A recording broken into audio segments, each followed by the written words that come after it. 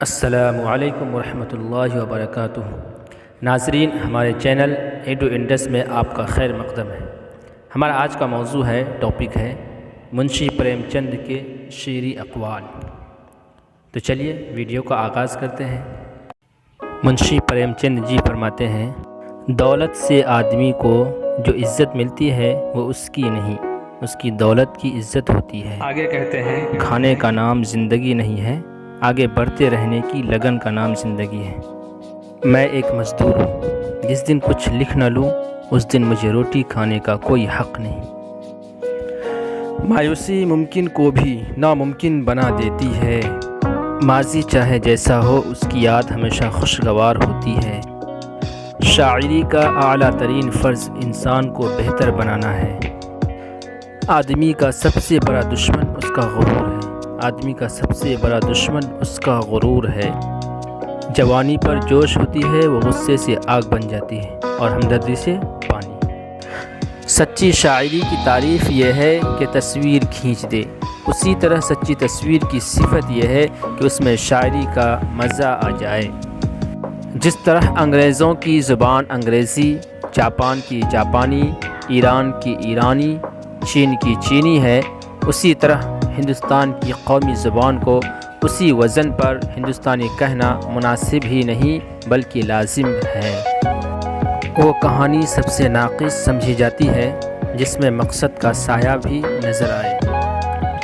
ہندوستانی اردو اور ہندی کی چار دیواری کو توڑ کر دونوں میں ربط ضبط پیدا کر دینا چاہتی ہے تاکہ دونوں ایک دوسرے کے گھر بے تکلف آ جا سکیں، محض مہمان کی حیثیت سے نہیں بلکہ گھر کے آدمی کی طرح۔ جو چیز مسرت بخش نہیں ہو سکتی وہ حسین نہیں ہو سکتی۔ ادب کی بہترین تعریف تنقید حیات ہے۔ ادب کو ہماری زندگی پر تبصرہ کرنا چاہیے۔ فنکار کو عوام کی عدالت میں اپنے ہر عمل کے لیے جواب دینا ہوگا۔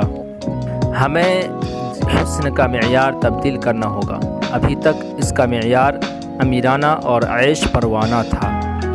قومی زبان کے بغیر کسی قوم کا وجود ہی ذہن میں نہیں آتا۔